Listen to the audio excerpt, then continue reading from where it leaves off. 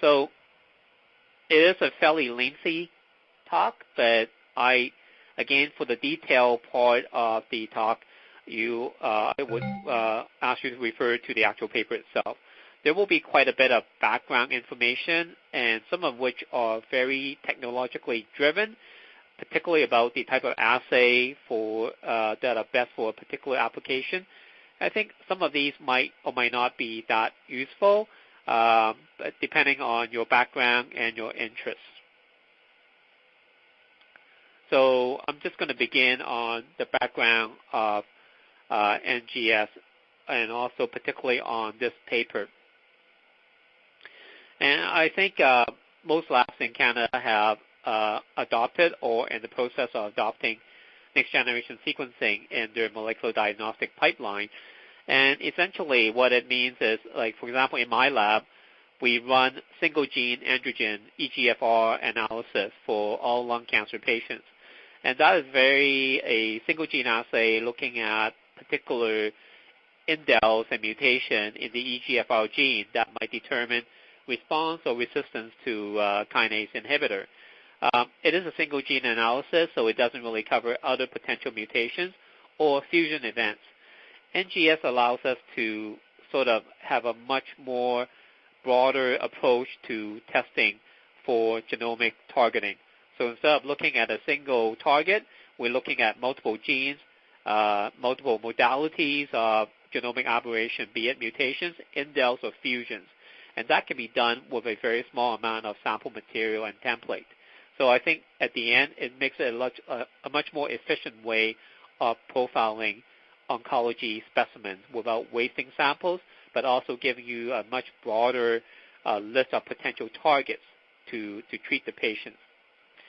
And I think the other major point of this guideline is to also help to educate not only the laboratory professional, but also the oncologist on the plethora of options of molecular tests that can be ordered, but also to sort of caution them that some are more useful than others, and it is actually matters quite a bit to know what is available out there to get the best result for your patient.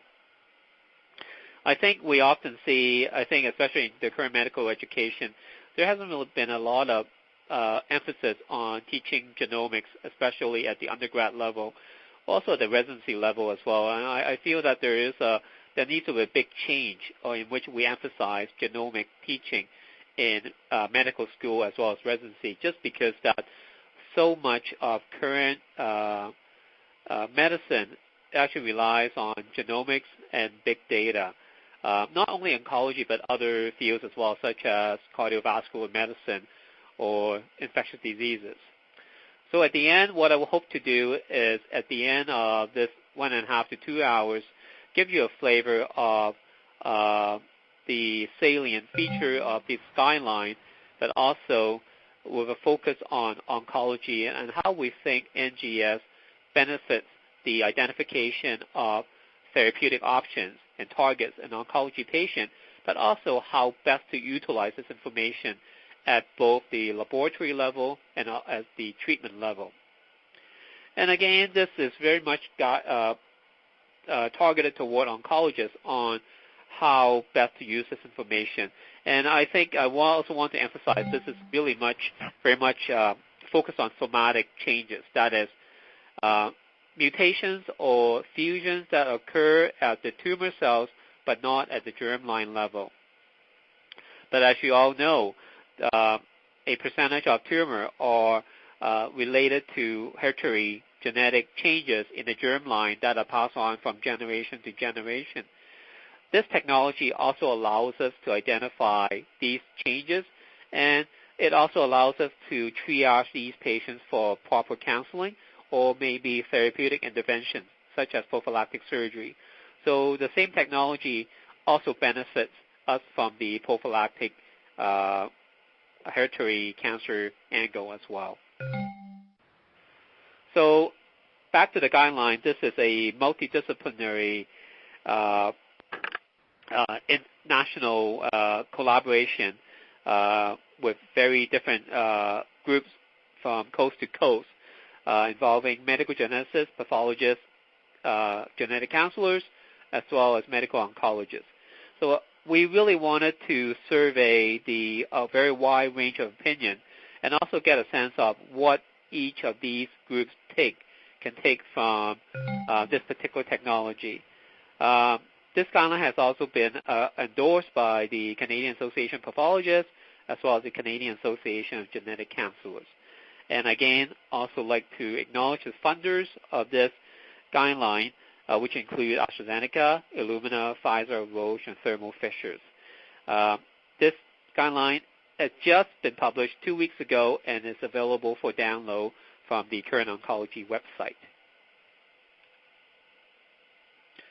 So just from my own personal experience teaching at UBC and also interaction with my pathology residents as well as oncology fellow, I felt that there's actually a bit of a knowledge gap in understanding genomics in medicine, particularly the use of NGS and how it can be leveraged to better patient care.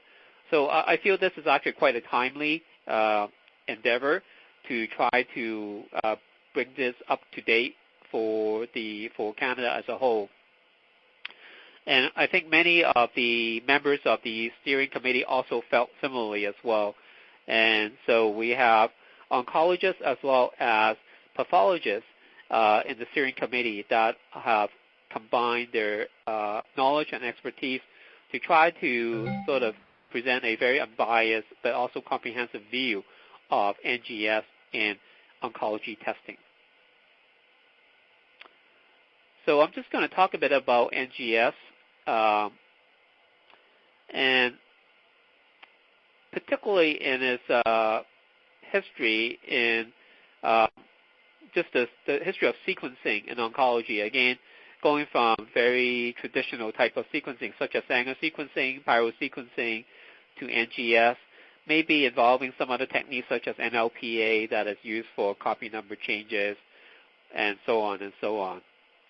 And then we'll spend a very short time talking about the technical aspect of NGS and why it is superior to conventional methodologies and why most labs are sort of in the process of replacing their single gene old technology assay with next generation sequencing.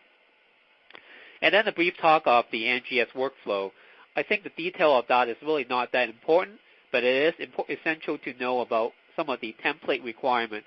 What sort of tissue, the size of tissue, the type of fixative that you need to get the best result from a next-generation sequencing platform. Because, as you know, garbage in, garbage out, like you really need to know what is the optimal tissue and the genetic material that will give you the best informative results.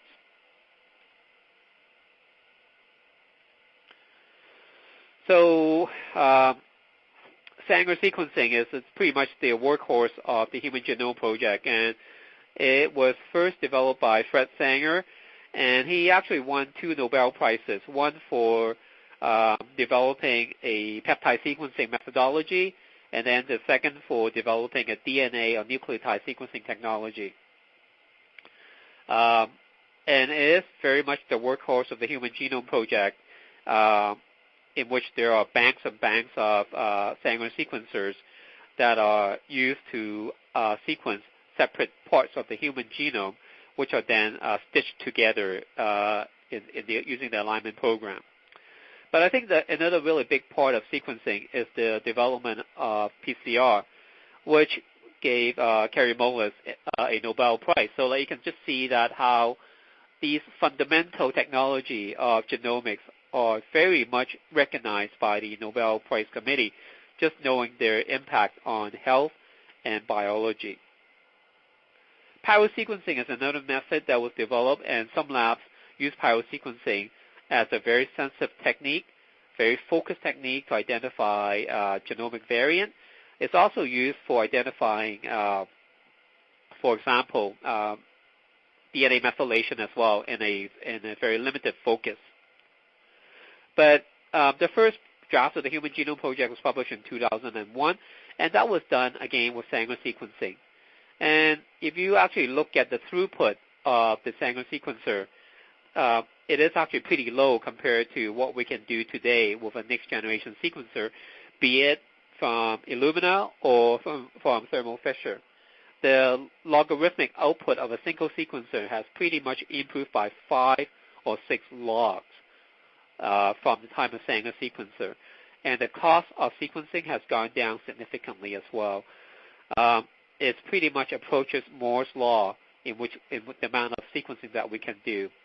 And because of that, so there are two obvious improvements. One is the cost of sequencing.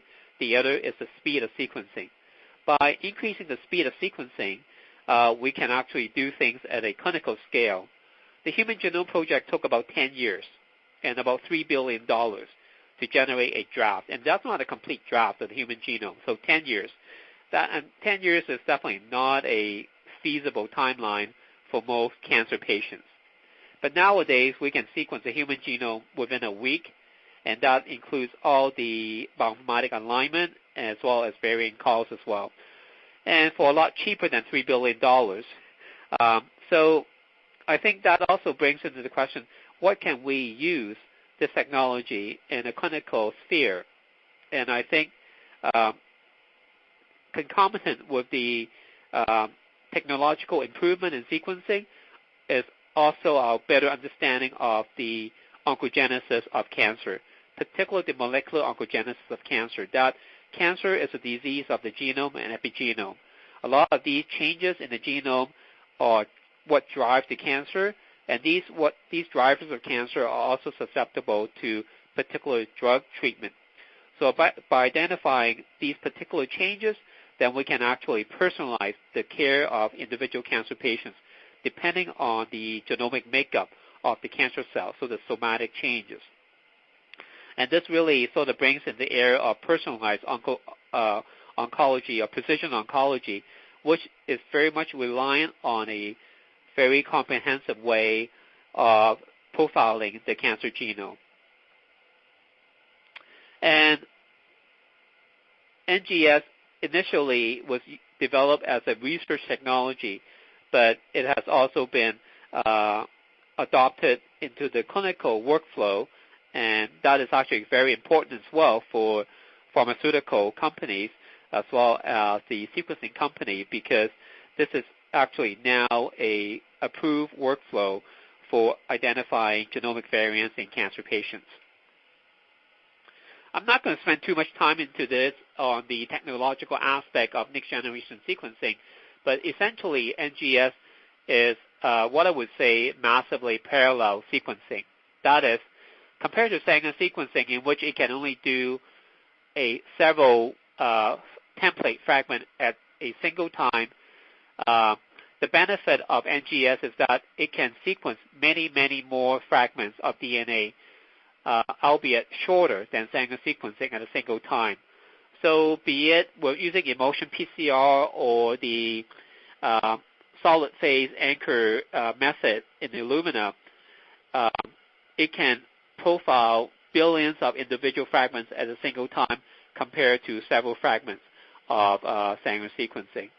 So by doing this, it actually can really speed up the amount of sequencing that one can do. And also by miniaturizing the sequencing reaction, we also can save on reagents as well. So it's really this basic principle of massively parallel sequencing that what gives NGS its magic, that it can do things in a much more massively parallel scale. So instead of sequencing 5 strands in an hour, it can sequence 1 billion strands in an hour with a much lower input of reagents. NGS can be used on both DNA and RNA, and RNA is converted to complementary DNA by RT. So we can actually use it to look at the transcript. And not only can we look at transcript level, so get a sense of the amount of genes being expressed, we can also use it to look at various fusion breakpoints as well, which might be too far away at a DNA level. And I think that's all I'm going to say about the technology of NGS. It's constantly evolving, but basically massively parallel sequencing is what really drives the current generation of sequencing. by machines made by Illumina and Thermo Fisher. And also not to forget that to get us here requires a huge amount of computation power and really smart people writing algorithms for alignment and also for identifying variants. So computation is actually a very, very big part of next generation sequencing. So because NGS can do sequencing at a much larger scale, much cheaper scale, and much faster, it offers up a whole new opportunity for what we can do. So before taking 10 years and $3 billion to sequence a drafted human genome, now we can do it within a week. And also, if you don't have a whole human genome, or maybe you just have a couple of genes or a set of targetable genes from a patient samples, then we can sequence it very deeply. That is, instead of sequencing each strand 30 times, we can sequence each strand maybe 2,000 times. And that actually is a great advantage for somatic identification of variant. As you know, most clinical samples are a mix of tumor samples and non-tumor tissue. And in the case of tumor tissue, that could have a mix of blood vessels, so endothelial cells, inflammatory cells, lymphocytes, macrophage, or fibroblasts. Typically, a soup is made of all these cellular population and sequence. So you can imagine that if sequencing is not done deeply, then you might miss some important driver variants. But because NGS has the capability of going at it very deeply to profile individual variants, just because of the massively parallel scale, then we can resolve these low variant allelic changes. Or in a sample that has a fairly high proportion of inflammatory cells or non-tumor cells. And also, because of the digital scale of next generation sequencing, we can actually get a number, so a count of what is the percentage of a mutated variant versus a normal variant.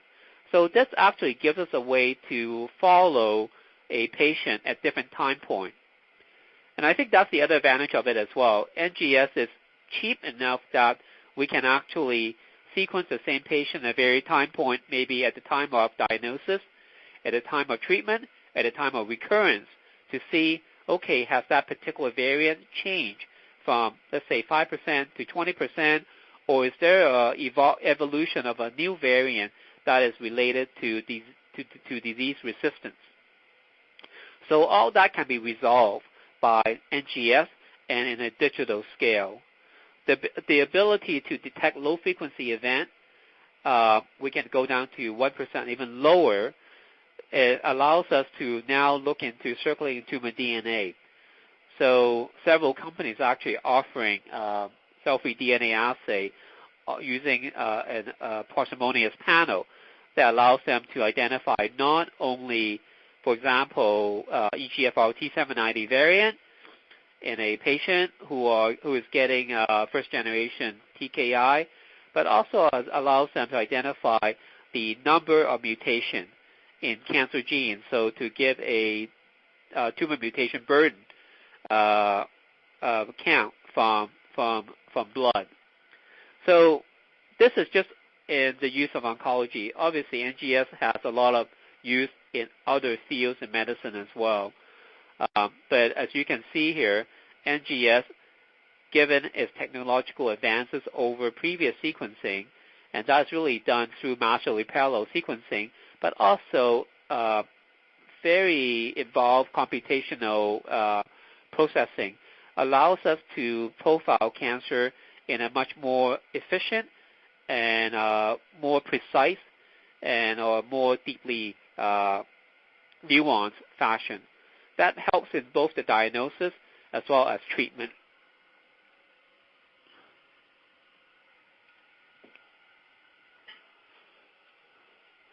So here are all the details of workflow consideration for the oncologist. So I'm not going to go too much into this because it is all in the guideline paper. I'm just going to show you all the workflow here. So again, I think for oncologists, is you have to know what is available in your institution. Does your institution offer a panel-based assay or transcriptome-based assay? And panel-based assay can be a small panel that's focused on very essential actionable genes such as BRAF, V600E, EGFR,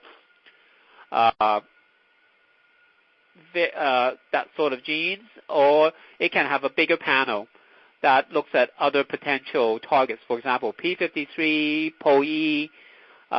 So I think it would be very important for oncologists to sort of discuss with their laboratory medicine colleagues to see what is available to them in their institution. Each of these assays have different template requirements. That is, some might require more template that might not be possible with a small fine needle aspirate or a biopsy. They might need more tissue specimen. Most of the current assays are fairly compatible with formalin-fixed paraffin-embedded tissue, but some of the more advanced transcriptomic sequencing, especially RNA-seq, might require better preserved or snap-frozen tissue. Again, this is a constantly evolving area, and we're trying our best to make FFPE tissue universally applicable to all types of sequencing. But I think it's also best to know what is available in your institution and what's the template requirement for each of these assays, and what sort of question you can ask with each of these assays. Sometimes doing whole genome sequencing might be an overkill. For example, in a lung cancer patient, you might just want to know, newly diagnosed lung cancer patient, you might just want to know, okay, what's the EGFR status, BRAF. Maybe you can also want to know, is there a ALK fusion, ROS, RET fusion, or in some cases you might want to know, is there NTRK 1, 2, or 3 fusion as well. And some assay actually encompass all these potential variants into a single assay. So by running a simple panel, you can actually get a sense of what sort of aberrations driving a particular cancer. So these are very focused panel or targeted panels. A much broader way of sequencing, whole exome sequencing, whole genome sequencing, obviously gives you a lot more information. But the question is whether that information is actionable for you. A lot of these could be indels or tumor suppressor type gene mutations, loss of function mutations, which have no known targetable drugs. Bigger sequencing panel can give you more information, and that one of which is tumor mutation burden. Is that there are a lot of mutations in this particular tumor per megabase, and you can use this information to guide whether this patient might not benefit from immune checkpoint inhibitor therapy. So as I said before, sample selection is extremely important, and this really requires discussion with the laboratory medicine professional about what type of assay is available and what sort of sample requirement is needed for that particular assay. The bioinformatics part is very much a black box thing, and most oncologists do not need to know too much about it. It's pretty much integrated into the sequencing workflow. But again, it's really important to know the difference between actionable recurrent oncogene type mutation or fusion versus something such as a P53 loss of function mutation, which might give a tumor a particular prognosis, but doesn't really give it too much of a sense of what is the drug that you can treat it with. And at the end of it, all this is generated or summarized into an NGS report. I think it's really important as a pathologist to actually look at the NGS report in the context of the tissue and where it comes from and the cellularity of the tissue. It's really important for pathologists to actually identify, okay, this piece of tissue going into the NGS pipeline has a high tumor cellularity and has very low percentage of inflammatory cells. And this information is actually communicated to the sequencing lab because This affects the allelic calls and the confidence of making a particular call. But hopefully all this will be contained within the NGS report, and the information provided to oncologists is precise, to the point, and not without too much baggages. And lastly, patient communication. So as I said before, this talk is very much focused on somatic testing, that is, testing for genomic variants in the cancer and not in the germline. But to me, this is a very artificial area, because when we sequence a tumor sample, we are actually also sequencing germline material as well. Sometimes by looking at the allelic fraction, we can get a sense of whether a particular variant is germline or somatic. So it's also very important to make sure we are aware of this. And if we do see, for example, a BRCA1 or 2 or a high allelic variant of P53 in the sequencing result, sort of try to resolve whether this is a germline or somatic. And if we feel this is a germline, then we need to communicate this to the appropriate group, for example, the hereditary cancer program, as well as the patient as well, just so that the proper referral can be made. So I'm just going to do the first quiz here. I think this is just to make sure that you're awake. So when was the first draft of the human genome published? You can just sort of, in your minds, think about the answer, and I'll give you a couple of seconds to come up with the answer.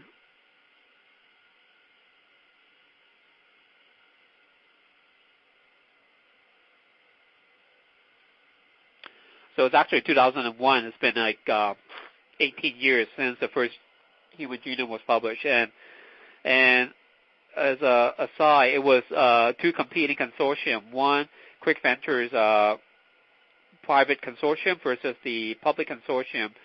And both sort of took a slightly different approach. But at the end, I think both sort of combined their draft into a more complete draft. The actual human genome that was sequenced was actually, I think, a mix of several human germline DNA, one of which we know for sure is Quick Ventures DNA.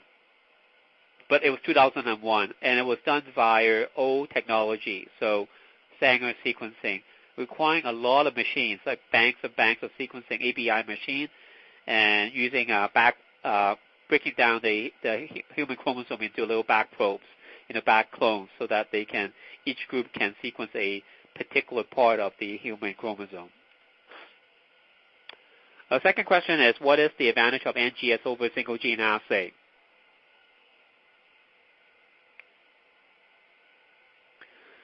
So A can detect low frequency event, C high throughput capacity, answer B is both A and C, D was developed prior to single gene assays. The answer is A and C, because NGS has the ability to sequence in a massively parallel scale. And also, by miniaturizing the sequencing reaction, we can use a much, much lower amount of reagent, fluorophore, and enzyme. That's why we can actually do this in a much more economical scale. So it's really economy of scale. And by doing this, we can actually sequence very deeply, or we can sequence a really big, broad space. So that allows us to both detect low-frequency events and also to provide high throughput capacity. And I don't think I talked too much about this, and by C, providing high throughput capacity means that we can actually barcode samples. And by barcoding, I mean adding a unique nucleotide sequence into individual tumor samples from different patients. So instead of running a single reaction of just involving one patient sample in an NGS sequencing assay, we can actually sequence tens and maybe hundreds of patient samples together. But each of the DNA has a unique barcode that allows us to identify patient A from patient B from patient C. the sequencing read, when it comes out of the sequencer, is deconvoluted into patient A, B, and C, so that we can have fairly good confidence that this particular BRAF mutation belongs to A and not to patient B.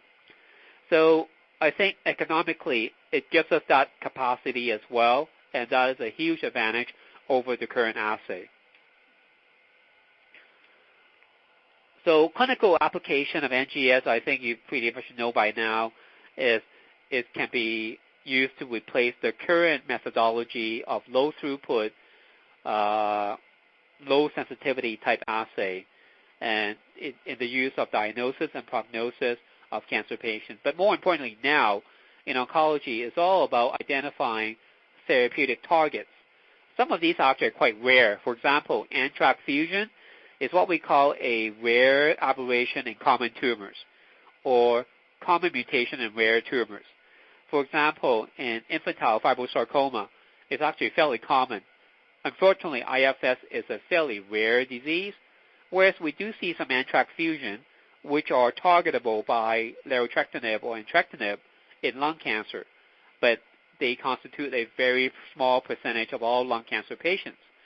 So I think the economic argument is to find the most efficient way to identify these events in a large number of patients. And NGS certainly plays a role in this argument.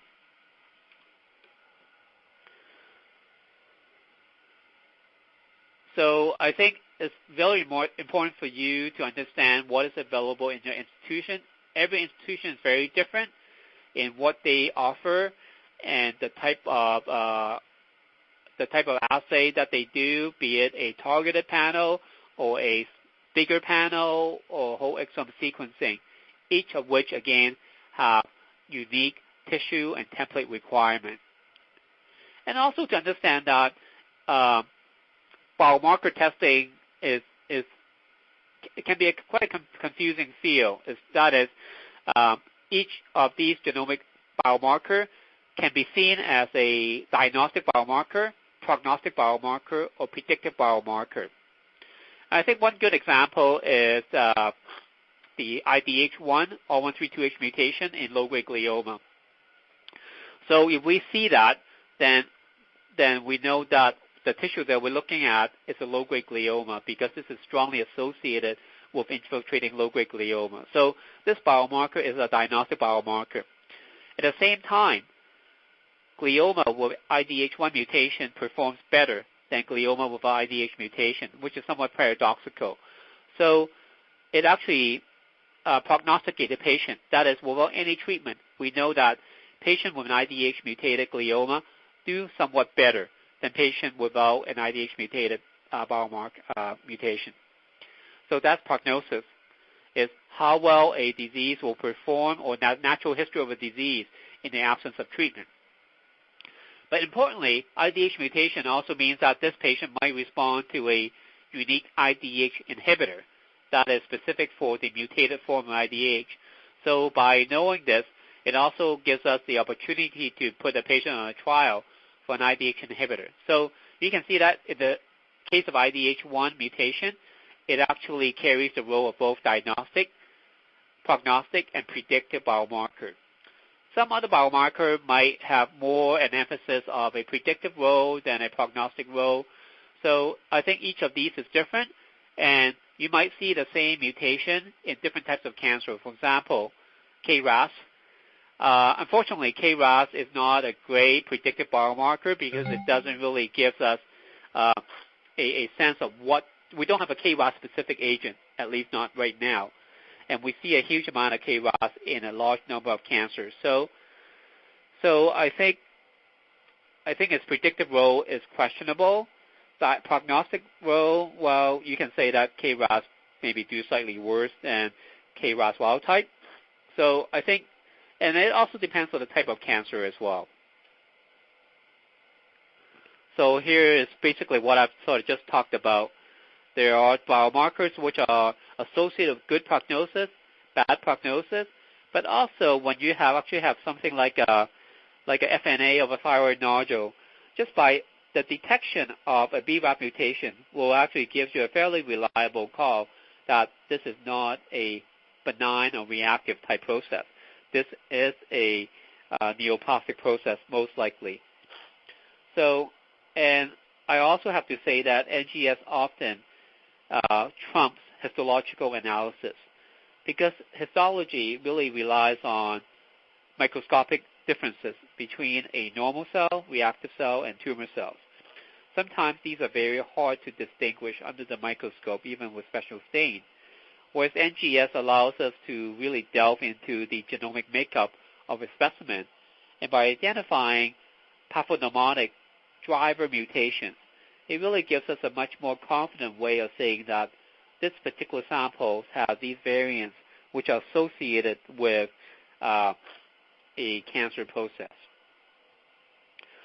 But right now, I feel that histology and NGS actually work hand in hand together, because to understand the NGS result really requires us to understand what is the makeup of a sample that goes into the NGS pipeline. Is it mostly tumor, or is it 50% tumor, or less than that?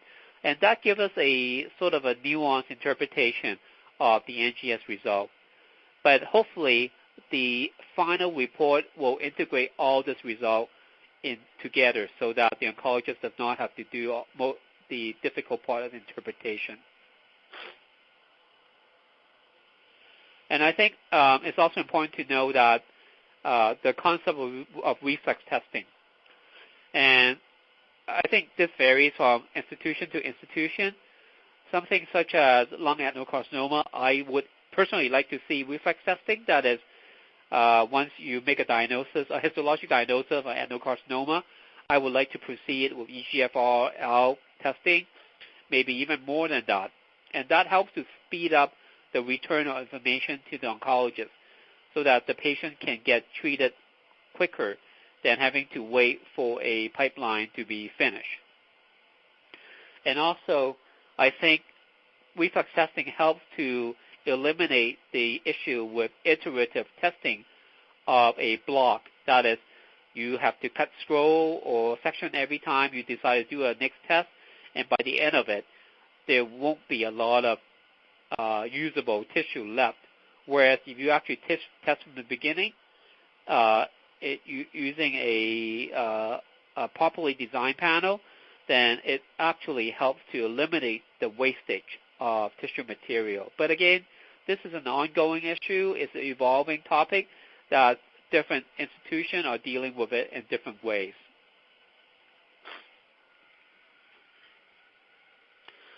So I think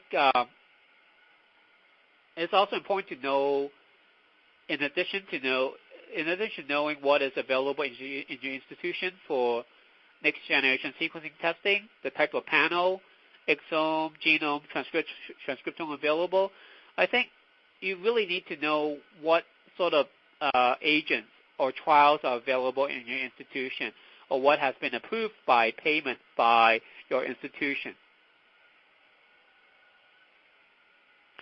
And also to understand that for some patients, we might actually want to repeat testing just so that we can identify evolving clones or resistant variants. So, for example, EGFR T790, and also we know in some patients who are receiving NTRK inhibitors, they do develop resistance, and there is a specific NTRK variant that is associated with resistance to first-generation NTRK inhibitors. So the technological advantage of NGS allows us to hopefully make a strong argument for repeated testing of patients. And I think this slide also mentioned DYPD, germline variant, or SNP, that actually can be quite useful in managing patients and to sort of avoid potential toxicity of these patients in response to for uracil. So as I said before, it is important for you to know what is available, what has been approved in terms of drugs, but also type of testing. In our institution, when we apply for funding for a particular drug, we always try to put in a piece of companion diagnostics That is, these drugs are not cheap, but compared to the cost of the drug, the cost of identifying the patient that might benefit from this drug is actually way, way cheaper than the drug itself. So I think any time when a drug is being submitted for approval, we have to make a very strong case that a particular companion diagnostic assay is also being submitted at the same time so that we can efficiently and economically identify patients that might or might not benefit from these agents. So the list here just listed some of the genomic, the genes, the genomic variants, cancer types, and the targeted therapy. This list is by no means exhaustive, but we try to make it as up-to-date as possible. And also, we're also seeing some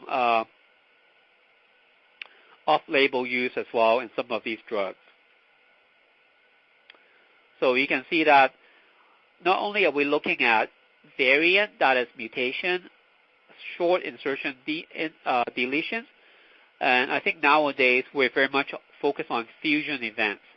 So as most of you know, identifying fusion was pretty much the domain of sarcoma and hematolymphoid tumor maybe 10 or 20 years ago. But nowadays, with next-generation sequencing, particularly from the TCGA project, we've identified many potential driver fusions in epithelial cancers. So ALK1, ROS, RET, NTRK, FGFR3, TAC in bladder and brain tumor, each of these have a specific targeted therapy. So I think it will be very important to identify patients with these fusion events so that they can benefit from the appropriate treatment. And this is certainly an ongoing thing as well because we're identifying more and more fusions, but particularly targetable fusion events in cancer. These are not common, but identification of them is pretty much the basis of what I would say precision oncology. One thing that I sort of mentioned before is immunotherapy, and again, it is involved in sort of unleashing the body's immune system against the tumor cell. And most tumor cells have the ability to dampen the immune system by overexpression of PD-L1. So by breaking this interaction between tumor cells and the immune cells, allows the immune cell to recognize but also to have an effective function on the tumor cells. So PD-L1 was traditionally the biomarker of choice for identifying patients that might or might not benefit from these very expensive and not necessarily benign therapy. But nowadays, and especially with several papers published by Tim Chan's group from Memorial, have identified tumor mutation burden as another quite useful biomarker. That is, the more mutation a tumor has, the more potential target for the body's immune system to recognize. So these are what we call hot tumors. So sequencing, especially over a much broader scale exome or a large panel, allow us to get a fairly accurate indication of how hot a tumor is. That is, the number of potential targets for the immune system to recognize. So a small targeted panel might not give you the most reliable result in tumor mutation burden, and often one has to go with a much bigger panel, or what they would call a comprehensive panel, or exome or genome sequencing. So this is actually a big breakthrough in oncology because the drugs are no longer being approved for a particular tumor, a breast or lung cancer. It's actually approved for all cancer types, agnostic of the tissue, as long as it has a high tumor mutation burden or what we call mismatch microsatellite defects, or MSI. So MSI tumors are basically tumors which are lacking in the DNA repair and recognition mechanism so that they accumulate mutations.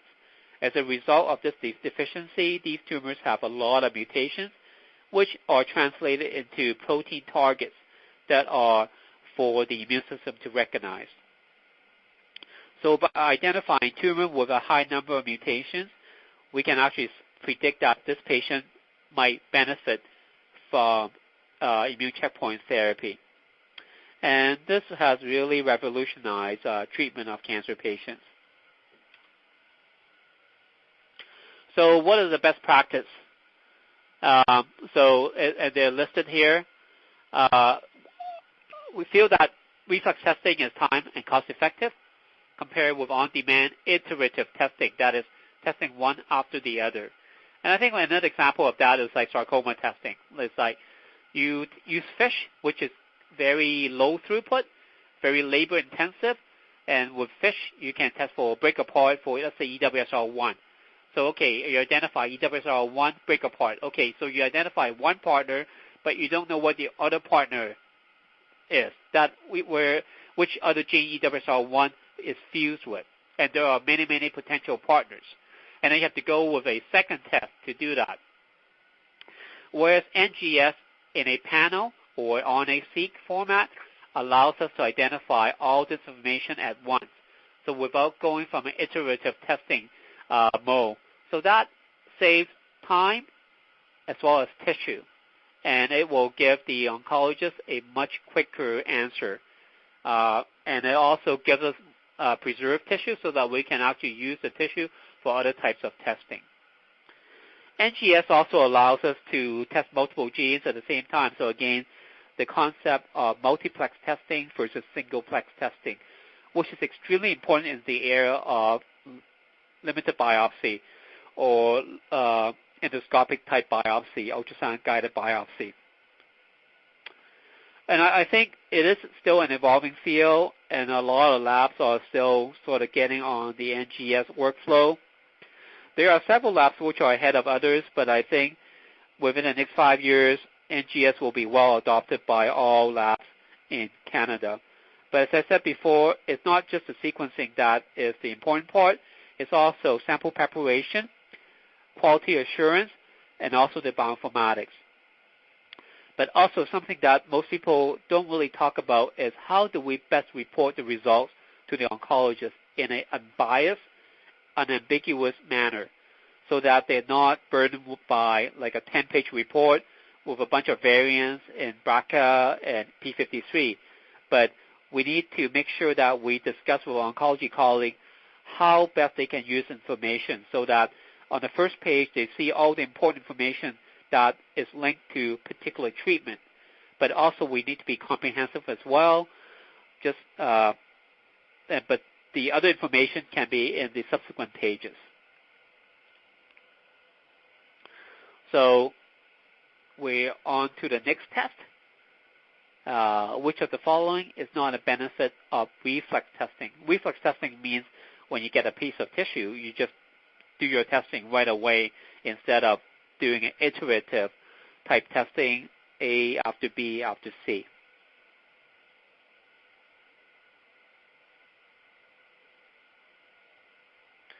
Okay, so I'm going to give you the answer now. So reflex testing allows us to do multiple testing of multiple genes aberration at a single time. So that saves valuable biopsy tissue. But by doing this, it saves a lot of time as well. So patient gets the answer a lot faster. Retesting is still needed, however, because as you know, cancer is a constantly evolving ecosystem of different cell types and different clones. And any time when a treatment is imparted on the patient, be it radiation therapy, surgery, or particular like very generic chemotherapy with anthracycline or targeted therapy, there will be changes in the clones so that we need to retest the patient when the clinical status changes to see whether there is a new clone that evolved with a new genomic aberration that might benefit from another drug. So second question, which of the following is possible?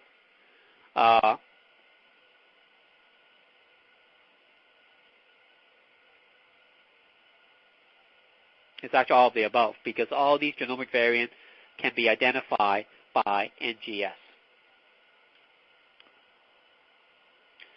And I think this part is assay selection is a bit more technical, but I've already said that there are different types of NGS assays, small panel, big panel, exome, genome, transcriptome. Now we also do a bit of methylome as well.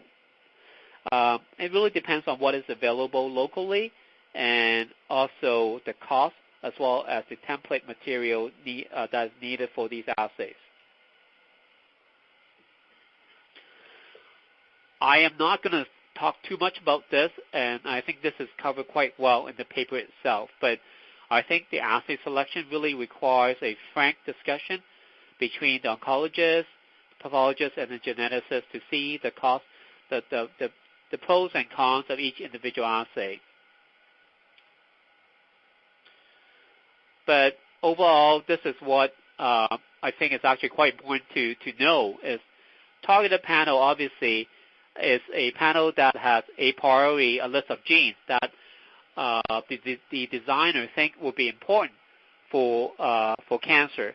And that can be a generic type of targeted panel such as the OncoMind type panel or the AmpliSeq type panel with a very specific set of genes, or it can be like, for example, a disease-specific targeted panel, for example, a GIST panel that ensures that there's good coverage of the c-KIT gene, PDGF receptor alpha gene, so that it can be sure that these genes are covered quite well, deeply, and comprehensively to look for actionable and potential resistant mutations in these genes.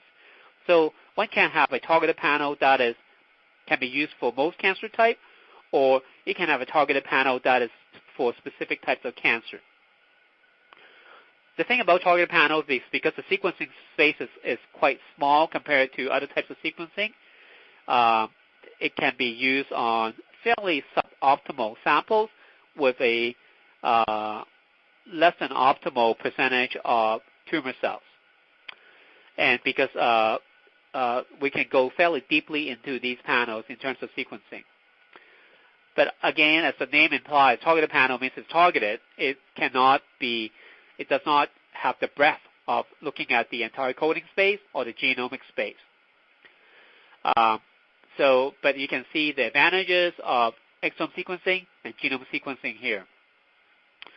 RNA sequencing in routine clinical use, I feel, is still very much in the research phase because I think RNA sequencing really requires optimally preserved material, which is not frozen in my view. But it will give fairly comprehensive information, particularly to gene expression of individual genes. So I think by integration of RNA sequencing and whole genome sequencing actually gives a very comprehensive view and also and gives us a view of what a particular mutation means in a particular pathway, and also allows us to identify fusion events as well. Whole genome sequencing will obviously identify fusion events, but often you'll get like a list of 3,000 fusion events from a tumor, just because tumor genome is often unstable. RNA sequencing of the same sample will give us a much more parsimonious list of fusion events, and all these fusion events are being made into RNA. So actually that helps to give you a much finer target of which fusion event is actually real because it's being made into transcript. So I think it helps to give a much better nuanced view of the whole genome. So I talked about the pros but also there are the cons as well. So and they are listed here for gene panel. Again, the cons of panel sequencing is that it's a very parsimonious, focused approach. Is that if it's not within your panel, then you will not see it. So I think this is what needs to be communicated between the laboratory professional, geneticist, and the oncologist.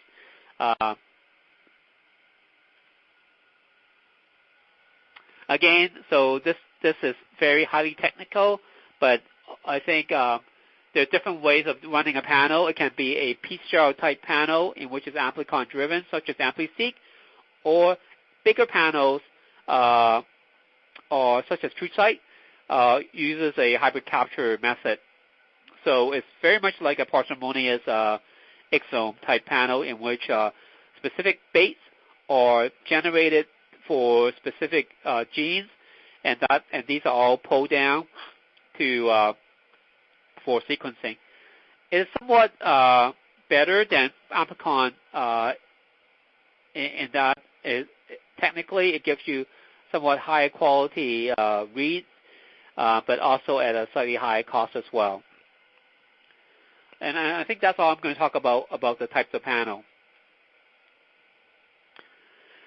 There are also commercial panels, so the OncoMine panel, the Illumina AmpliSeq panel, that are sort of been trialed against a large number of cancer types and been found to be quite informative against different cancer types. So these are ready-made, off-the-shelf panels that can be run today. And then some labs design their own in-house panel, and I think a lot of sequencing companies offer a design website that made this quite easily done. And these panels can be multiplexed together. That is, you can have all your primers together in a single tube, and that really helps to save on the workflow issue as well. Other panels such as Foundation Medicine, so FMI, the CDX assay, is really a hybrid capture panel. It's a fairly big panel, and it detects both specific mutations, indels, as well as fusion events. And also, because it's a fairly big panel, it has the capability to identify tumor mutation burden calls. Is that you can actually get a sense of how many mutations is there in a megabase, and that can be correlated with potential response to checkpoint inhibitors. So different panels available, a small panel, big panel, there are commercial panels, and there are also external services such as Foundation and Garden Health. So panel, to me, is the most parsimonious, quickest way of generating information. I think and you can go from a small to a big panel, or you can go for exome. Even exome is a very, very parsimonious look of the genome because about 1 to 1.5% of the genome is actually protein coding. The rest of the genome does not code for protein, but I think they are still important for regulatory function. But if you have a very focused approach, then exome sequencing actually gives you a sense of mutations, indels in every protein coding gene in the tumor. And I think this is something that is actually used for a lot of monogenic disorder, and it's a way to screen in the pediatric setting.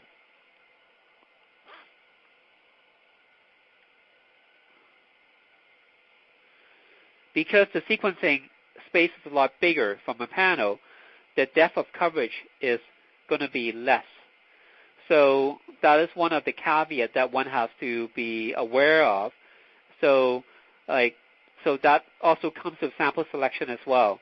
Instead of being tolerant of less than optimal sample, for exome sequencing, knowing the depth of coverage is going to be less, one might have to use a sample with a higher tumor percentage. And again, there are differences in the pipeline and the actual technology, but I don't really feel that we need to go too much into it. One thing I feel that we need to discuss a bit more is the question of VUS, or the variant of unknown significance. Is that the more sequencing you do, or the bigger sequencing that you do, you're going to encounter a lot of VUS in which the clinical or the pathologic significance of a particular variant is not clear. We see that a lot in BRCA1 and 2. Luckily, there are BRCA variant databases that we can actually go to see whether that particular variant has been reported before, or whether there's a pathogenic correlation to a particular variant. But that is one of the issues with sequencing a large space, is that we will be generating a lot of potential variant calls that we don't know the actual clinical significance. Whereas a very focused panel, for example, just focusing on codon 12, 13 of KRAS, BRAF codon 600, 601, PLK3CA, like 1070 and 545, the hotspot region that we know are associated with activation of a particular protein, then we only get results that we know have very actionable or well-defined significance. So that's the benefit of a targeted panel. But the downside of that is that you're missing other potential variants that might or might not have implications for a particular patient. The other downside of exome sequencing is that you'll be missing gene fusions. So that is to me, a significant downside of it. Whole genome sequencing, other than the POC program and BC Cancer, most places do not routinely practice clinical whole genome sequencing. And also, I would say that for whole genome sequencing in Vancouver, it is a huge endeavor for the entire pipeline to go from sample acquisition, QA, library construction, sequencing, bioinformatic call to report generation. It actually requires a huge team of people to actually generate all that information. And I think whole genome sequencing benefited a lot from having RNA sequencing done at the same time so that we can actually make much better parsimonious fusion call than from the whole genome data. I think the pros of it is that you get the most comprehensive view of the genome. It's like right off the bat, you sequence every single base pair so that we get the most comprehensive view. It also forms the foundation for that particular patient as well. That is, we can go back in time to look at the entire genome of that particular patient at that time point. So that, let's say, tomorrow there's a new paper that just came out identifying mutation in a new gene that we have never heard about. And we can actually go back to the whole genome of this patient that was done maybe a year ago that we know was done on every single gene of this patient so that we don't have to resequence the patient again. So whole genome sequencing actually forms the foundation of subsequent discovery and identification. Downside of that is very expensive still, and because whole genome sequencing is even sequencing a much bigger space than exome. So right now we're sequencing at what we call 80x coverage. That is, each base pair is covered on average 80 times. That means that some base pair may cover at 20 times, some base pair might be covered at 200 times or maybe higher, but on average they cover at 80x. So you can see that the whole genome sequencing, if we actually mix in tumor cells or non-tumor cells, there is a chance that rare variant might be missed just because of the amount of space we are covering. And also because we're sequencing the entire genome, there is definitely a much higher chance of identifying variants of unknown significance. And this actually presents a huge difficulty and challenge in the subsequent analysis of the genome. Not to go too much into RNA sequencing, there are focused type of RNA sequencing available from the sequencing company, but RNA sequencing in our hand has been extremely useful, and I'm a big advocate of RNA-seq. But to do RNA-seq, one really needs SNAP frozen tissue. And that also comes into the question of having a pipeline that can support that, because it also requires cutting frozen section of that SNAP frozen tissue to get a sense of cellularity assessment, because tumor cellularity actually significantly affects RNA sequencing call, much more so than whole genome sequencing. The benefit of RNA sequencing is that it gives us what I call RPKM value, so reads per kilobase in megabase fraction. So give us a sense of the gene expression, the relative gene expression of different genes of a cancer. So we can actually look for like ALK1 overexpression or MET overexpression. we can use it to help to look into the pathway, the signaling pathway of individual tumor samples. And also, it allows us to identify fusion events. And I would say that important fusion event that might be seen at the genomic level, but if we actually see the same thing at the RNA level, that means that it's being made in the transcript. And this actually allows us to have a much precise and more parsimonious way of identifying fusion events. So you can see that there are a lot of flavors of sequencing, different flavors of panel, exome, RNA sequencing. Each of these have a different sample requirement. Each of them have different sensitivity. Panel sequencing, given that the sequencing space is quite small, allows us to go quite deeply into a particular sample to look for rare variant. Whole genome sequencing at best is about 80x coverage. Obviously, one can sequence even deeper, but that is at a significant cost penalty. But sequencing over a much bigger space allows us to generate tumor mutation burden call that would be important to identify patients that might or might not benefit from checkpoint inhibitors. I think the other really neat thing about whole genome sequencing is that, or sequencing over a bigger space, is that it actually allows us to identify what we call mutation signature. That is, mutation caused by different events, for example, UV light, smoking, alkylator, temozolomide. They all have different mutation signature. That is, different transition or transversion of nucleotide and the number of mutations. And these signatures have been associated with different initiating events. So, for example, a tumor with a BRCA mutation, so, for example, a BRCA breast cancer, have very unique mutation signature that we can actually identify from whole genome sequencing. And by actually looking at this, we can actually say that this patient have a BRCA signature. It might benefit from platinum therapy or PARP inhibitors. And we have actually seen cases in which we do not see BRCA mutation in a patient, but we see a BRCA signature. And as you know, BRCA is just one of many genes that are involved in genomic stability. ATM, ATR, other genes might also be mutated that might also contribute to a BRCA signature. So these cases might also benefit from a specific treatment. So I think, obviously, to do this, we need to look at the whole genome rather than a panel type of data. So I think whole genome gives you a lot more information.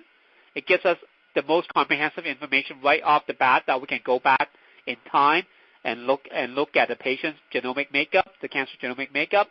But the downside of that is we require optimal sample. The sequencing depth is not that great, and also of the cost, the issue of cost, as well as the issue of time. It takes about 6 weeks from beginning to end for a POC patient. That is from the time of biopsy to getting sequencing result from the whole genome transcriptome pipeline, compared to within a week for a properly run panel. So again, there is a time penalty and a cost penalty, but obviously you get what you pay for. But at the same time, one has to be aware of what sort of information is really needed for a particular patient. So I think that really comes to this point, is to identify for a particular cancer what are some of the genomic variants that are important for the treatment as well as the prognosis of patients. For colorectal, one can think of KRAS, BRAF, maybe TMB, looking at the MSI status, whether the patient has an MSI patient, tumor, or MSS patient. For brain tumor, I would think of IDH mutation, ATRX, those type of mutations. So each individual tumor has a unique set of genomic aberration variants that are sort of important for its prognosis, but also for its treatment. But also there are many variants that are shared by different tumor types as well. So some of these might include tumor mutation burden, which crosses tumor tissue barrier, then that the same drug can be used on different tumor types.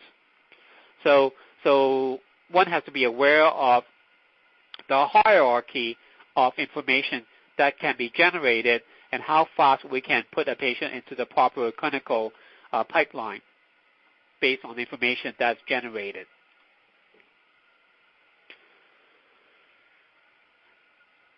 So this is another spiel about retesting and the type of sample or tissue that can be used for retesting.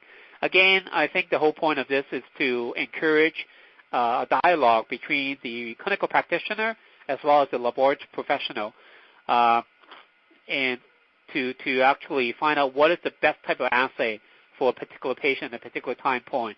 I think the whole point of personalized medicine is the ability to use the right test at the right time.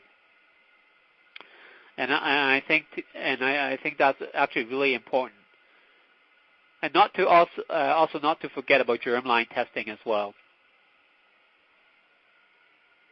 I think right now it's still a bit of a Wild West. The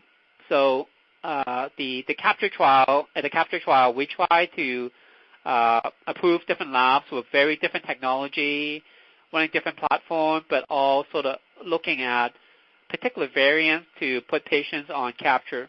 And I think that is a really great first start to sort of have a way to validate and to certify different labs to be included in the trial. But I think we really need to have a much broader nationwide technical standard for NGS testing.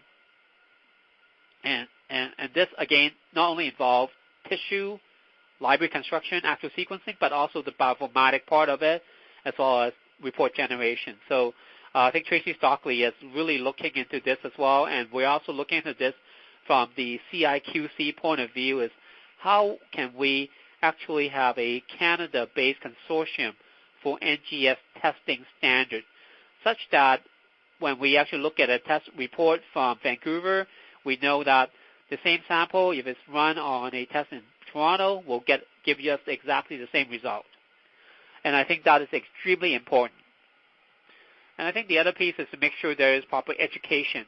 And this has to be a continual education, because things are moving so quickly and changing so quickly in terms of drugs available, drugs being approved, but also the type of test being available, is that we need to make sure this is communicated to our clinical colleague in a very expeditious way.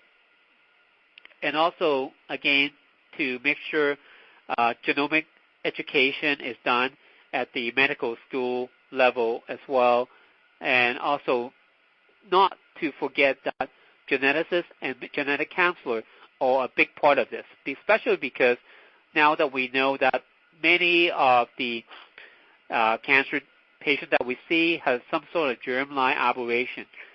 They might not be in the traditional cancer susceptibility genes, but they also can affect how the disease progresses.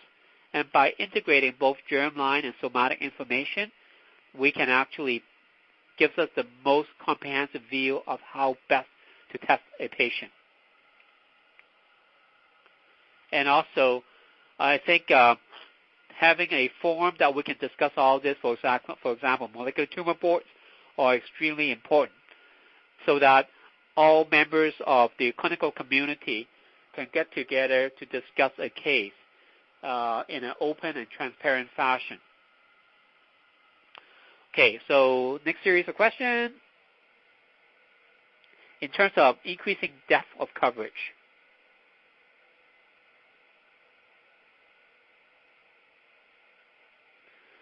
So the answer is actually A. So whole genome sequencing gives you the broadest view of the genome, because almost every base pair is covered.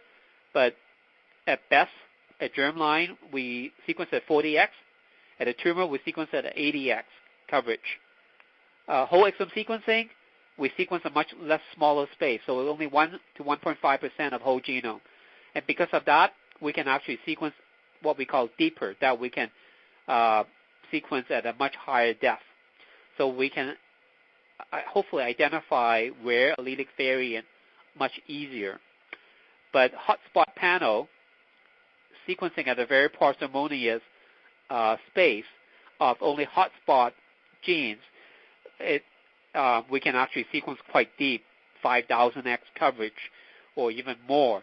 So that gives us the ability to identify rare variant or from suboptimal samples.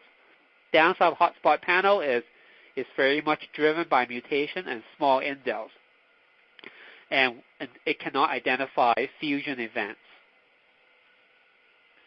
The next question, which of the following is correct with regard to incidental finding? Incidental finding is one of the bane of sequencing, and I think the probability is much less in a hotspot panel because we are actually looking at things that we know are potentially pathogenic or not pathogenic. Incidental finding is more of an issue in a much bigger panel.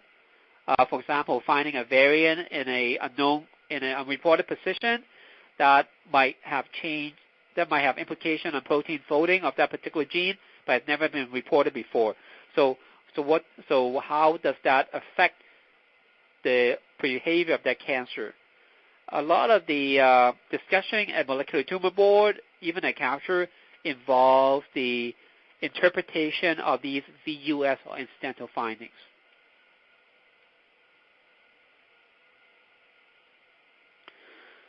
So also incidental finding also refer to germline findings as well. So I think this also will involve genetic counselor. Again, I think this really iterates what I mentioned before, is that there are different types of assay, but also each individual assay has a unique sample requirement. Not going to go too much into it. Practically, I don't think SNAP frozen tissue I think it's great, and I think as part of tumor banking, that's what we do. But vast majority of pathology labs do not have the capability to have liquid nitrogen or the ability to SNAP freeze tissue and to bank them. So we are trying our best to make our sequencing assay compatible with formalin-fixed paraffin-embedded tissue, which is the standard way of storing pathology specimens worldwide. We can even go back in time and sequence things which are 20 years old that are stored in the basement by cutting those sections, looking at the H&E to look at the cellularity, and we can sequence those. But obviously, we can only sequence to a limited degree and possibly with some loss of fidelity of the reads.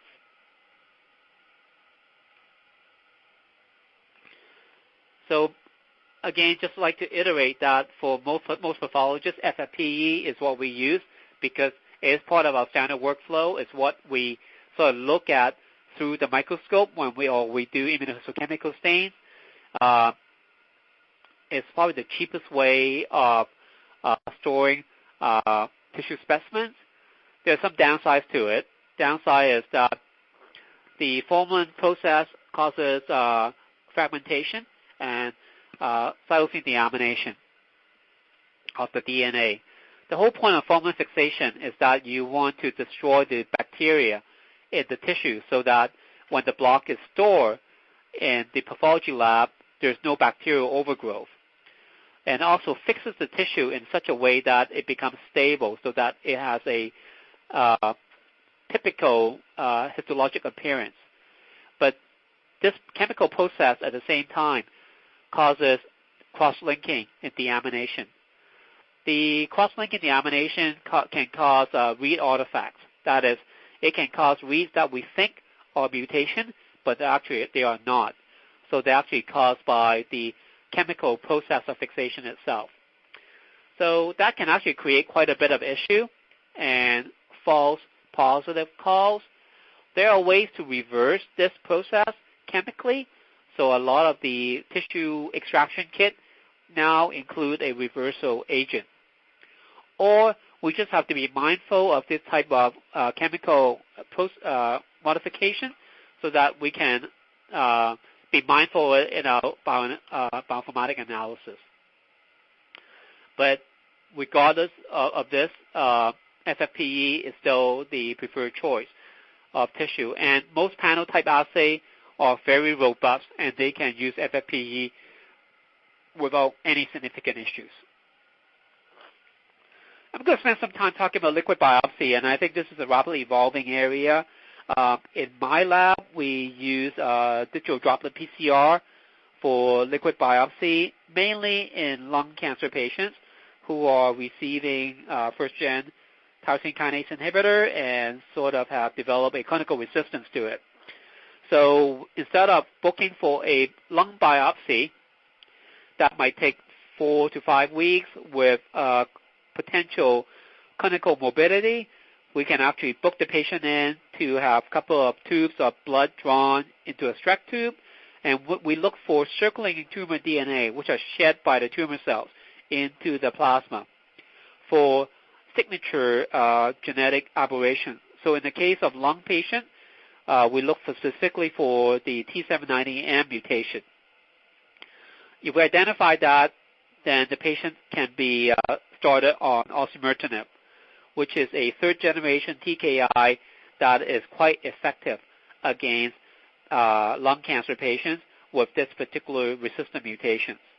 So you can see that liquid biopsy allows us to really speed up the process of putting the right patient and the right drug at the right time.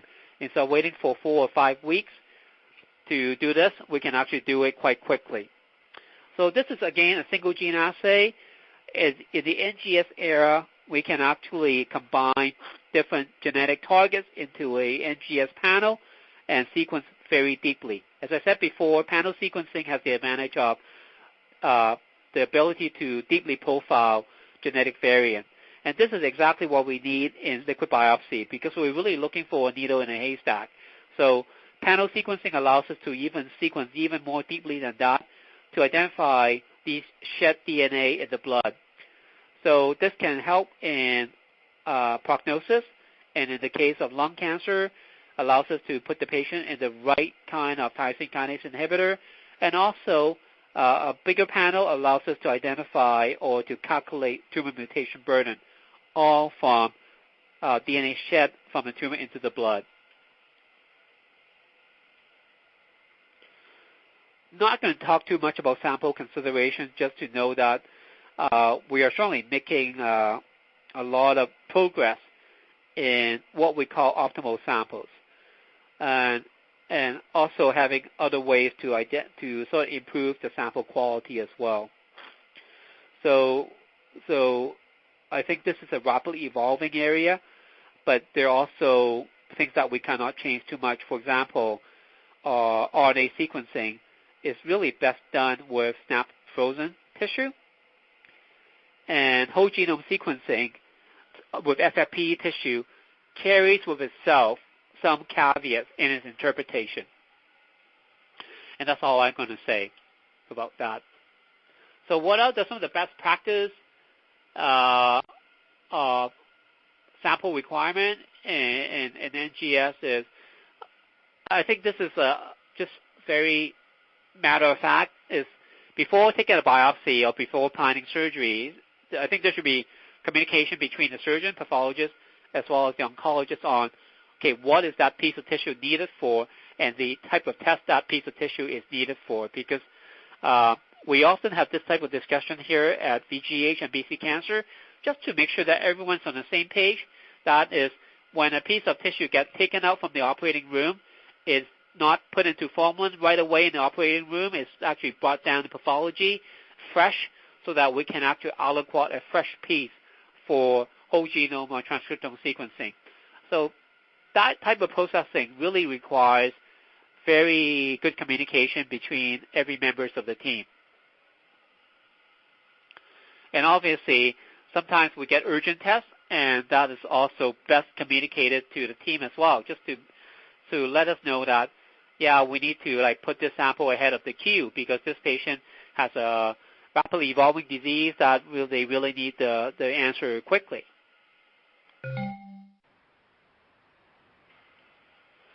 Okay, so which of the following potential benefits of liquid biopsy?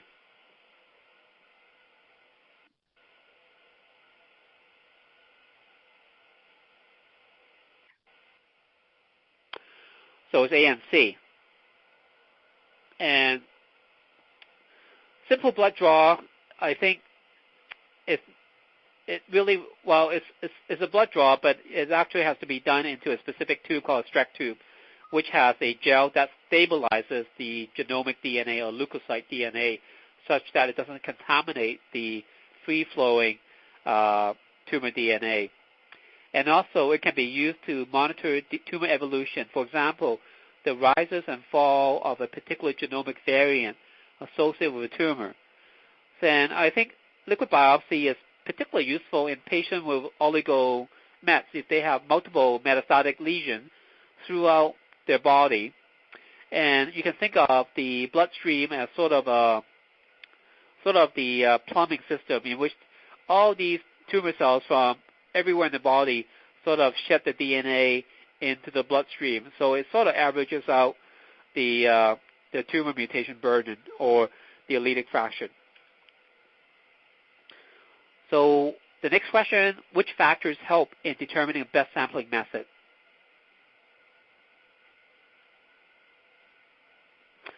I think this is a no-brainer because test urgency, obviously, if you need the result quickly and you know, okay, I just want to know is the T790M positive or not, you don't need to go whole genome sequencing or exome sequencing.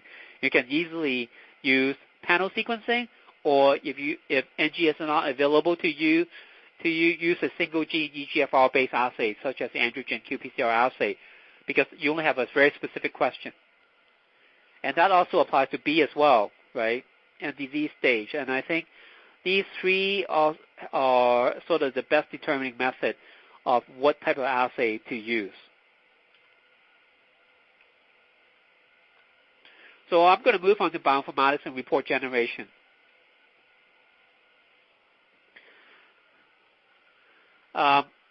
Again, this is also rapidly evolving, and there are a lot of commercial entities offering cloud-based analytic methods. And I think the type of question that people are asking, so no longer looking at or restricting to mutations or insertion deletions. We're looking at much bigger sequencing space. So, for example, exome sequencing or looking at fusion. A lot of this type of analysis are I think, best done using a cloud-based platform that is constantly being updated with third-party information and all that. So that's my personal view, is that we very much need to, with the complexity of questions being asked, I think a lot of them is sort of best answered not with a local installation of a variant caller, unless you are based on a sequencing center that has a lot of capability and backup. And I think a cloud-based server or cloud-based variant caller are actually quite useful, and to make sure that you actually have the most up-to-date information and to generate the most up-to-date clinically relevant report for patients. So I said before, panel sequencing, especially using Applicon, are very parsimonious, very focused, and only ask for mutations and indels. So that can be done locally using a local kit caller, which is what we've been doing with the OMPC panel from Thermo Fisher, and it's done a very great job in giving us a very comprehensive view of information. But as we move on to whole genome sequencing or RNA sequencing, this type of information really requires a huge amount of computation power, as well as background information and up-to-date information as well. And that is really best done through a cloud-based type service. There are a lot of variant database, so that, okay, I've seen a particular mutation. Have other people seen it before? And was it seen in sarcoma or lymphoma?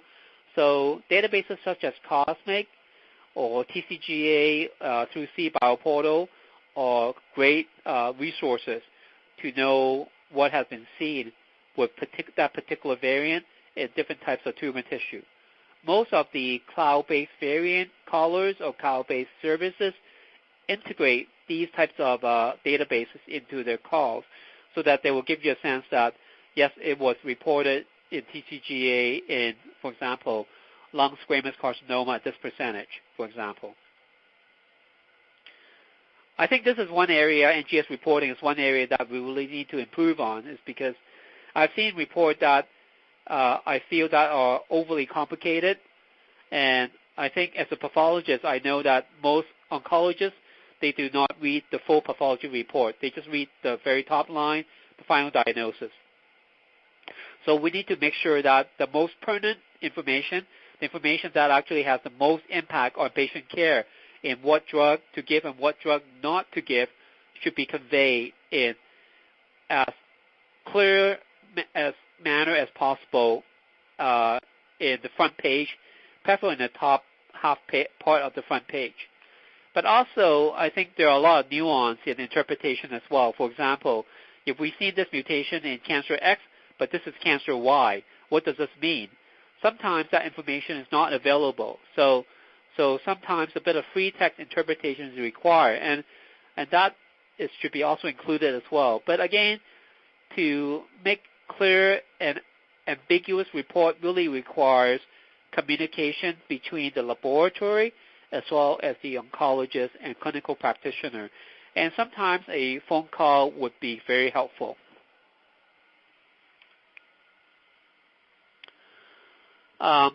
I think several organizations have also sort of tiered their genomic calls into different clinical significance. So level A, level B, or tier 1. And I think at Capture as well, we also use a similar tiering system. For example, BRAF mutation, V600E, is clearly associated with response to femurafenib. It's only in particular tumor types. So I think one has to be very cognizant of the fact that just because a mutation is there, one has to look into what tumor type it comes from, because the same mutation in different tumor types can mean very different things, and also can mean that different drug can be used or should be used in that particular tumor. So clinical significance really requires an up-to-date knowledge of the literature and clinical trials. So that's all I'm going to say about this here. And here we're getting into the really esoteric of the HGVS definition, which I'm not going to go into. Basically, this is trying to make sure that we speak a common language in reporting genomic variant, such that we use the same reference genome version, and what one says in the reporting example, for example, from Vancouver, means the same thing in Toronto. So this is really what it means, that we use the most up-to-date and commonly accepted genomic definitions. Again, I'm going to speed through this pretty quickly because I think this is more important for laboratory professionals and genetic counselors. And I think, again, it's fairly common sense that one has to know what is available in one's institution, and also the limitation of each of these assays as well as sample requirements. But that's only the beginning, because to understand fully or to appreciate fully the power of NGS testing, one has to know the bioinformatic workflow and the databases which are used to interpret these findings. But having said that, all labs follow fairly standard best practice in interpreting the data.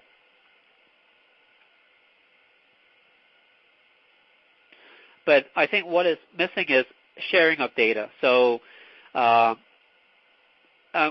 we can see the advantage of TCGA or cBioportal having a large database of clinical specimens and the genomic variants, and how each of these genomic variants is associated with response or non-response to a treatment.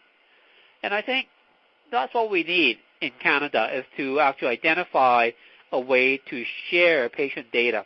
And these are whole genome data, RNA transcriptome data, and to see how these variants or collection of these variants are associated with clinical response.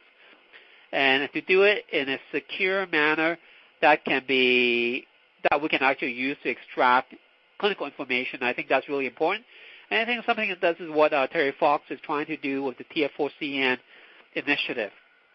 It's a way to securely share genomic, maybe even radiologic or radiogenomic data in a nationwide format. And I think this is extremely important, and this is what we really need to do as a nation. So again, quiz time. I think this is, again, fairly self-evident.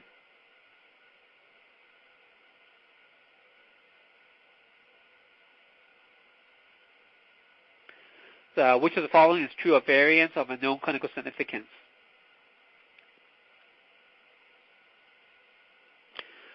So VUS is really a bane of existence right now, especially when one runs a bigger panel or exome or genome sequencing, because VUS will be generated.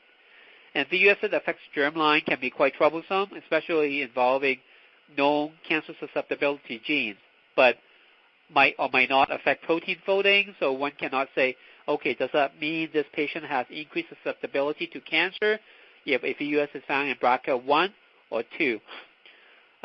So that's why we really need to share our information broadly, just so that we can actually do cancer genomic testing at the population level. By actually applying this to a population-based level, this will allow us to resolve some of the issue or questions with VUS. So I think this is the last part, patient communication. And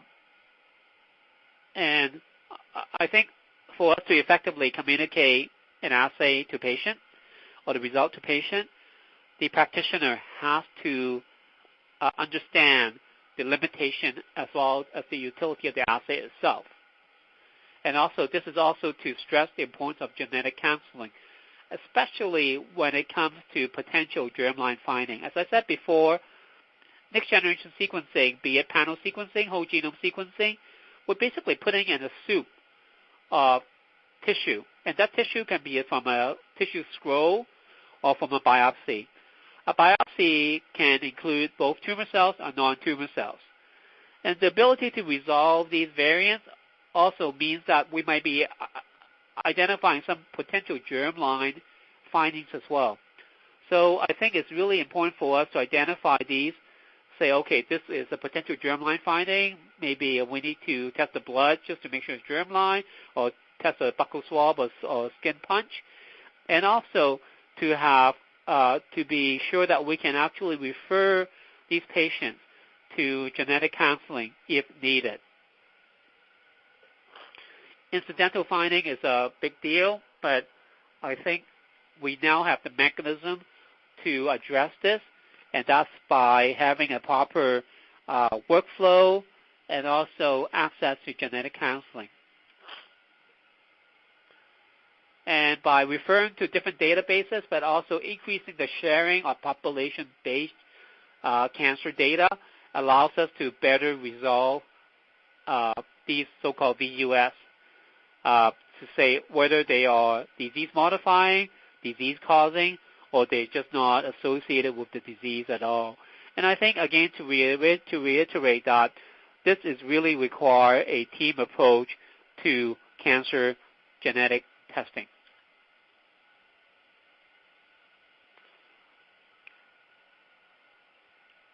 So which of the following should be discussed with patient prior to NGS testing?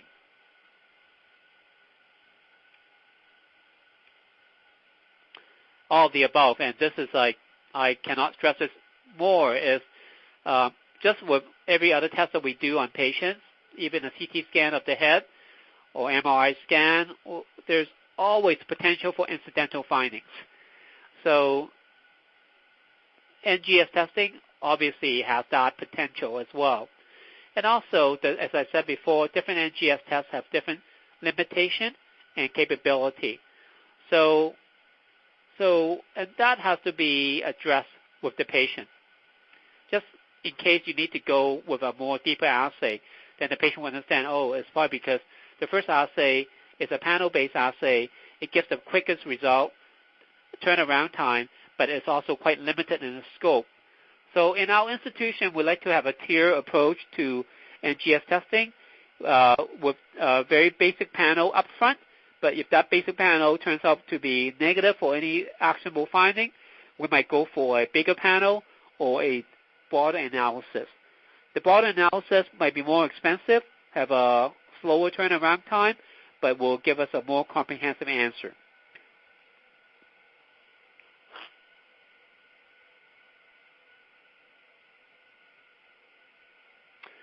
So for this is A and B.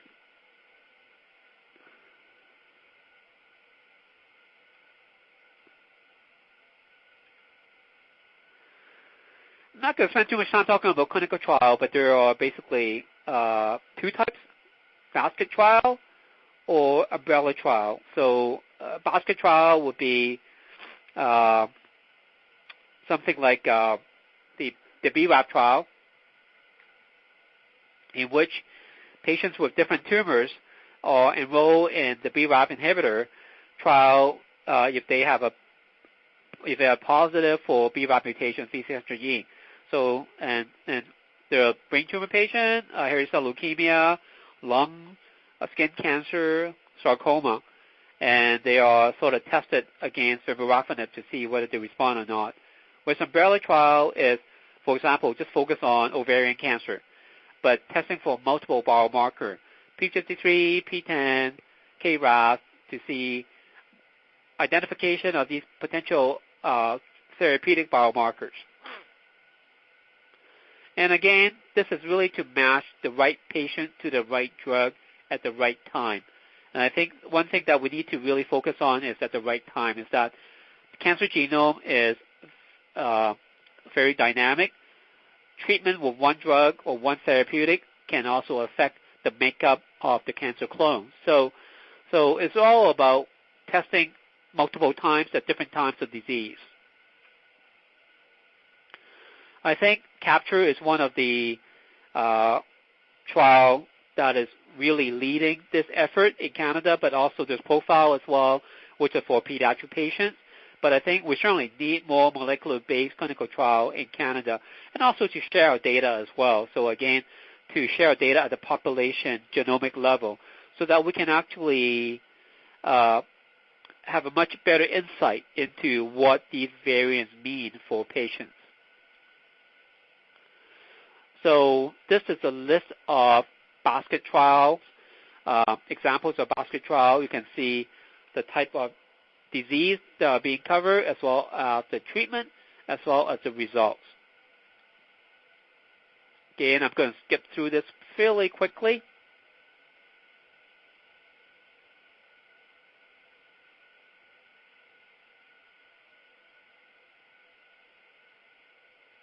And this is umbrella trial. So BFAS is looking at lung patients specifically, but as we know, lung is a rapidly evolving area in personalized medicine, and EGFR is just the canonical driver, but like we're seeing ALK, RET, ROS, HER2, and now we're looking at tumor mutation burden. So you can see that in an umbrella trial situation, we have to identify all these variants, hopefully reflexively, at the first go, and maybe also again when the patient's clinical status changes. These are some of the Canadian research initiatives. So there's Octane in Ontario. There's Exactus. BC Cancer has POG, in which we use whole genome and transcriptome sequencing. Looking at metastatic cancer, we also look at using this approach in pediatric cancer as well. So as I mentioned, CAPTURE and PROFILE are driven by the National Clinical Trial Arm.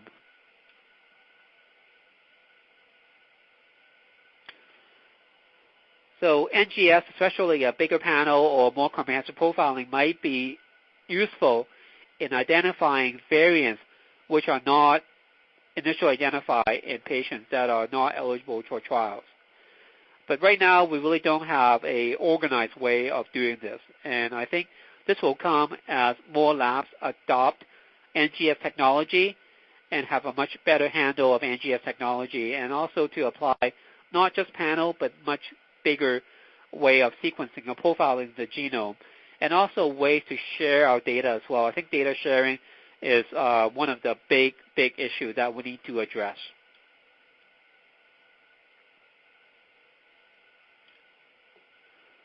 So for this clip, the answer is B and C. So POG and Exactis are two Canadian-based research initiatives. So this question is trying to quiz you about the definition of basket versus umbrella trial. Basket, you can just imagine that there are many different baskets from different tumor types, but each of these baskets have the same genomic drivers. So that the answer is C. And some of the other basket trials you can think of is the recent NTRK trial that was published in the New England Journal, which has found dramatic response in patients with NTRK fusions, be it NTRK 1, 2, or 3 genes, to NTRK inhibitor, LARO, or entrectinib, regardless of tumor type, so agnostic of tumor histology. And as long as they share a NTRK fusion, then these patients have a good prediction of response to NTRK inhibitors. So lastly, I'm going to talk about some clinical cases. Actually, one of my cases is a young Asian, never smoker, have a left neck mass here with the red arrow. CT scan show leg lymphadenopathy and also involving the hilum mediastinum. So patient had a lymph node biopsy done. It would show a poorly differentiated adenocarcinoma. These two slides are actually frozen section slides because we actually biopsied them specifically for sequencing. So we did not make FFPE slide. So there's the up and down side of that. Is early in our initiative, we want to make sure all the tissue is diverted for library construction for RNA sequencing, whole genome sequencing. And so frozen section is great for preserving DNA and RNA content, but the histology or the quality of the histology is obviously not as good as FFPE section. Now that we have more experience with library construction from small biopsy, we are often saving maybe half a core for FFPE section so that we can actually preserve some of the tissue for H&E analysis, but also for downstream immunohistochemical stains. So in this particular case here, we saw this being a lung cancer. We sort of did a lot of immunohistochemical stains just to confirm that it's TTF1 positive. And so the standard is, does it have an EGFR mutation? So ran a panel on it, no EGFR mutation. ALK1 immuno shows slight overexpression, but not sufficient to sort of trigger is it a ALK translocated tumor. So the patient was put on standard chemotherapy, had really mixed response to it. So this patient was then sequenced as part of the POG program. We actually found ROS1 fusion. And this is what I meant by genome versus transcriptome.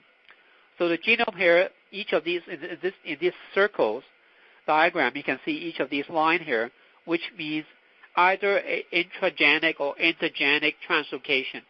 So at the genomic level, there are a lot of fusions or translocation or structural rearrangements.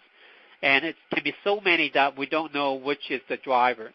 But when we actually look at the transcriptome that is doing RNA sequencing on it, we actually found that of these so many translocations, only one is being made into the transcript, and that involves CD74 and ROS1.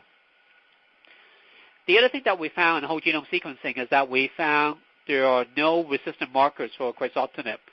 So some of the known ROS1 mutations are actually associated with resistance to quizartinib. So now with this information, we know that this patient likely will respond quite well to quizartinib, having a ROS1-driven lung cancer. Patient was started on quizartinib, and we can see that there is interval progression, resolution of the lymphadenopathy. So I think that's a good example of a approach of identifying potential drivers right off the front. So one can argue that, well, why don't we just do a ROS1 immuno on it right off the front? So you can imagine that do EGFR, L1 immuno, ROS1, maybe do PD-L1 immuno. You have to cut separate sections, like 4 sections, and very soon we'll be exhausting the block of a very limited biopsy. Whereas if you actually have a way to identify all these potential targetable targets with a single test, for example, using a focus panel, then we can actually preserve material and give us a fairly accurate call of potential drivers. Second case is another smoker. This is another lung case, a 59-year-old smoker. Pathology show adenocarcinoma, no mutation using androgen. So a single gene, low throughput assay in the typical actionable driver portion of EGFR gene. Patient was seen 9 years later, show again adenocarcinoma. So this is on the other side now. So initially on the right side, 9 years later on the left side. So this patient in 2016 actually, and when it recurrence, actually had a TST15 assay done, which is a Illumina type assay. And I think this is important here to show tumor content. Sometimes microdissection is needed to enrich for the tumor percentage so that we can be sure what we're putting in represents the tumor. So in this case here, they actually identify a EGFR mutation and also low allelic PIK3CA mutation.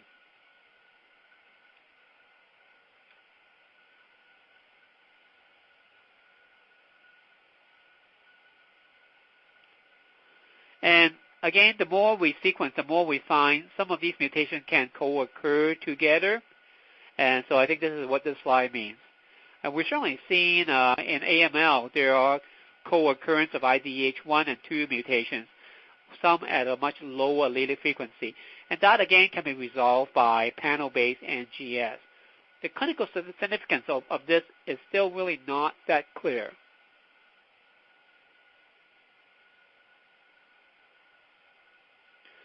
This is just to show that using a panel-based method, we can actually identify potential targetable mutations in lung cancer, especially in EGFR-positive tumors as well, is that there are possibility of a co-occurring mutation that might actually benefit from specific therapy. So that's pretty much the end of my talk. I hope you find this useful, and I'm going to escape from this screen to see what sort of questions you have.